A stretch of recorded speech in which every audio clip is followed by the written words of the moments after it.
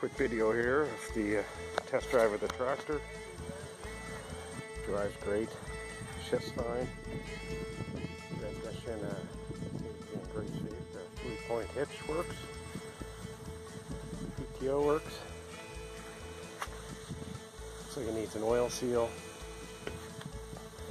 The battery doesn't seem to be holding a charge, but we'll look into that. Now the fun part for negotiation.